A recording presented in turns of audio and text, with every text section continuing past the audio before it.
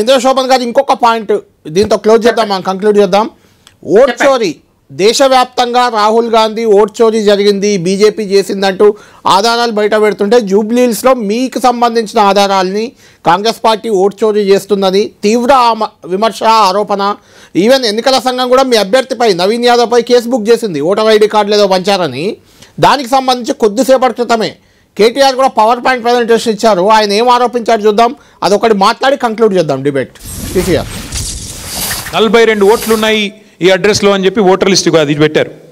మేము ఆ ఇంటి కోసం ఎత్తుకుతా ఇల్లే లేదు. This house does not exist. 42 ఓట్లు ఒక అడ్రస్ ఇచ్చారు ఓటర్ లిస్ట్లో, ఆ ఇల్లే లేదు. This is the plight of the voter list. This is the situation. This is how atrocious the voter list is. Next ఇక ఇది ఇట్లాంటివి we have identified 287, not 1, 2, 287 house numbers on 2nd September. Mass updation ఒకటే రోజు. ఎక్కడి నుంచి వచ్చినాయి ఏమొచ్చినాయి అంటే ఒకటే రోజు ఎక్కడెక్కడి నుంచి తెచ్చారో ఇట్లా గుప్పించి ఇరికిచ్చి మొత్తానికైతే 12,000 ఓట్లు ఈ రకంగా యాడ్ చేసినట్టుగా కనబడతా ఉంది. చూడండి లాస్ట్ హలో, ఇగో ఇది హైలైట్. ఇప్పుడు అభ్యర్థి పేరు వి నవీన్ కుమార్ యాదవ్, కాంగ్రెస్ అభ్యర్థి. ఈ అయిన వాళ్ళ సొంత అన్న తమ్ముడు వెంకట్ ప్రవీణ్ కుమార్ యాదవ్. 3 ఓట్లున్నాయి ఆయనకు. అభ్యర్థి కాంగ్రెస్ అభ్యర్థి సొంత తమ్ముడు, ఎవరో కాదు.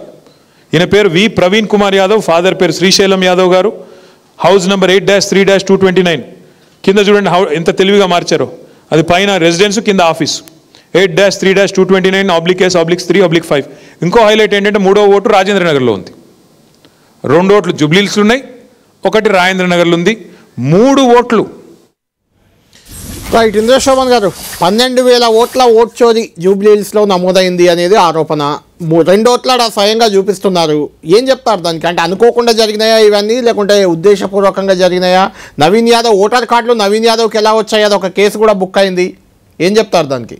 ఇప్పుడు దానికి సంబంధించినటువంటి ఓటర్ ఐడీస్ ఇచ్చిన దానిపైన కూడా ఇమీడియట్ గా ఎక్కడో గలత్ జరిగిందని చెప్పేసి ఎలక్షన్ కమిషన్ దాన్ని రెక్టిఫై చేసుకుంది. రెండో విషయం ఏంటంటే ఏదైతే ఫేక్ ఓటర్ ఐడీస్ ఏదైతే మీరు మాట్లాడి చెప్పున్నారో, వాస్తవానికి ఇప్పుడు ఎలక్షన్ అంతా కూడా సెంట్రల్ ఎలక్షన్ కమిషన్ చేతిలో ఎలక్షన్ ఓట్స్ అన్నది నడుస్తున్నది. సో ఇక్కడ కాంగ్రెస్ పార్టీకి గాని కాంగ్రెస్ ప్రభుత్వానికి గాని దానికి ఎలాంటి సంబంధం లేదని తెలియజేస్తున్నాం. ఎందుకంటే ప్రభుత్వంలో 10 సంవత్సరాల అధికారంలో ఉన్న ఇంద్రశోభన్ గారు, ప్రభుత్వానికి సంబంధించిన అంశమే కాదు అది. అది ఆరోపణ ఏంటంటే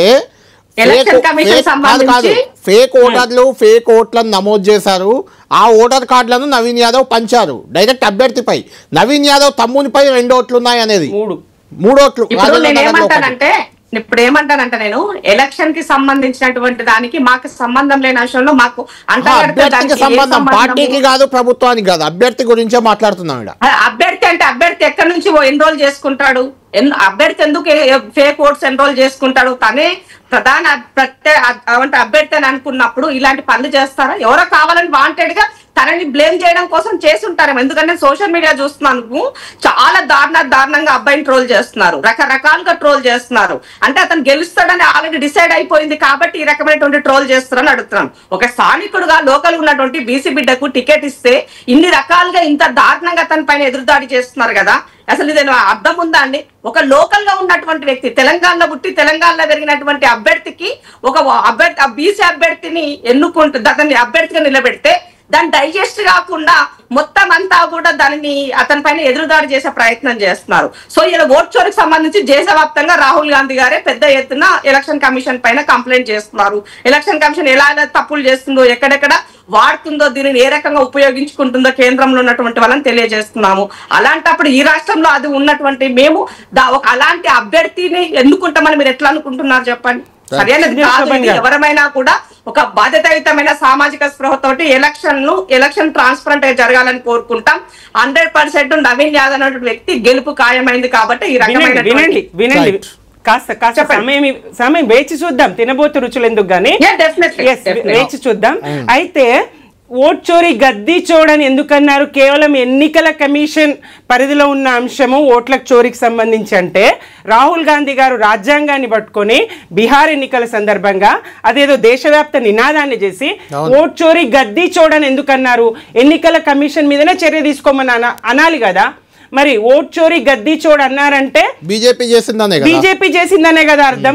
ఇక్కడ రాష్ట్రానికి వచ్చే వరకు మీ ప్రమేయం ఉండదు, అక్కడ మాత్రం బీజేపీ చేస్తుంది. రాహుల్ గాంధీ గారు ఏం చెప్తారు, ఇక్కడ దానికి భిన్నంగా మీరేం ప్రవర్తిస్తారు, మీరు ఎట్లా ప్రవర్తిస్తారు? 2018 ముందస్తు ఎన్నికలకు వెళ్ళినప్పుడు ఇదే రజత్ కుమార్ ని పెట్టి 20 లక్షల ఓట్లు గల్లంతు చేసినాడు. మేము కోర్టు మెట్లెక్కితే కూడా కనీసం మా మొర వినిపించుకోలేదు. మరి దాని గురించి మాట్లాడదామా? ఆ రజత్ కుమార్ కి ఏం ప్రమోషన్ వచ్చింది, ఎక్కడున్నాడో, ఏం జరిగిందో మాట్లాడుకుందాము అందరము. కాబట్టి ఇది మనం మాట్లాడుకోవాలంటే అందుకే అన్నా గొంగట్లో కూర్చొని తింటే ఎంటుకలు వస్తుందని చెప్పుకున్నట్టే ఉంటాయి పరిస్థితులు. మాత్రం చేస్తూనే ఉంటారా అక్కడ ఓట్ చోరీ? మరి గొంగట్లో కూర్చున్నామని రాహుల్ గాంధీ గారికి తెలియదా? గొంగట్లో కూర్చున్నామని రాహుల్ గాంధీ గారికి తెలియదా? ఆయన నినాదాన్ని మీరెట్లా దేశవ్యాప్త నినాదం చేస్తారు? ఒక 3 రాష్ట్రాలే కదా కాంగ్రెస్ పాలిత రాష్ట్రాలు. ఆ 3 రాష్ట్రాల్లో ఒకటైన తెలంగాణలో ఏం జరుగుతుంది రాహుల్ గాంధీ గారు గమనించరా? ఆ ఒక్క రాష్ట్రమైన తెలంగాణలో రాహుల్ గాంధీ గారి ఆలోచనలకు అనుగుణంగా పాలన చేయడం చేత కాదా? ఇది కాంగ్రెస్ ప్రభుత్వం కాదా? రాహుల్ గాంధీ గారి పార్టీ కాదా? లేదండి. అలా ఆమె దుఃఖాన్ని బీఆర్ఎస్ సోషల్ మీడియా కాదు, మరో సోషల్ మీడియా నెటిజన్లు అందరూ ఆమెను అవమానించిన తీరును, మాగంటి సునీతమ్మను అవమానించిన తీరును, ఆమె దుఃఖాన్ని డ్రామా అనడం, ఆమె దుఃఖాన్ని ఆర్టిఫిషియల్ అనడం. రైట్. థ్యాంక్ యూ సుమిత్రానంద్ గారు, థ్యాంక్ యూ ఇందిరా శోభన్ గారు. మొత్తానికి జూబ్లీహిల్స్ ఎన్నికల్లో మాత్రం ఈ 2 అంశాలు ప్రధానంగా ఎన్నికల ఎజెండాగా మారిపోయాయి. ఓట్ చోరీ చేసింది, దాదాపు 12,000 ఓట్లను అడిషనల్గా నమోదు చేసింది కాంగ్రెస్ అభ్యర్థి. వాళ్ళ తమ్ముడికే స్వయంగా 2 ఓట్లు, ఒకటి ఇంటి నెంబర్పై, ఒకటి ఆఫీస్లో, ఇంకొకటి రాజేంద్ర నగర్లో 3వ ఓటు. ఇలా ఉందని కేటీఆర్ స్వయంగా పవర్ పాయింట్ ప్రజెంటేషన్ ఇచ్చి మరీ విమర్శిస్తున్నారు. ఇక మాగంటి సునీత ఆమె బాధపడ్డదాన్ని, ఆమె కన్నీళ్లు పెట్టుకుంటుందాన్ని కూడా రాజకీయ అంశంగా కాంగ్రెస్ విమర్శలు చేస్తుంది. కాంగ్రెస్పై రాజకీయ దాడి బీఆర్ఎస్ చేస్తుంది. చూద్దాం జూబ్లీహిల్స్ ప్రజలు ఎవరి వైపు ఉంటారు, ఎవరి వాదంతో ఏకీభవిస్తారు, ఎవరు చెప్పిన దాంట్లో నిజమని భావిస్తారు, ఎన్నికల సంఘం ఏం చేయబోతుంది ఓట్ చోరీకి సంబంధించి, ఇవన్నీ చాలా కీలక అంశాలు. నామినేషన్ రేపు జూబ్లీహిల్స్ బీఆర్ఎస్ అభ్యర్థి మాగంటి సునీత రేపు నామినేషన్ ఒక సెట్ దాఖలు చేయబోతున్నారు. ఆ తర్వాత మళ్ళీ 19th ఏదో భారీ ఎత్తున దాఖలు చేసే అవకాశం ఉంది. ఏదేమైనా జూబ్లీహిల్స్ ఎన్నికలు సమయం దగ్గరికి వస్తున్న కొద్దీ, ప్రచారం వేగం పెరుగుతున్న కొద్దీ విమర్శలు, ప్రతి విమర్శలు ఇంకా ఎక్కువ పెరుగుతున్నాయి. ఈ ఎన్నికల ఫలితం ఎలా ఉండబోతుంది వేచి చూద్దాం. ఇది ప్రైమ్ టైమ్ డిబేట్.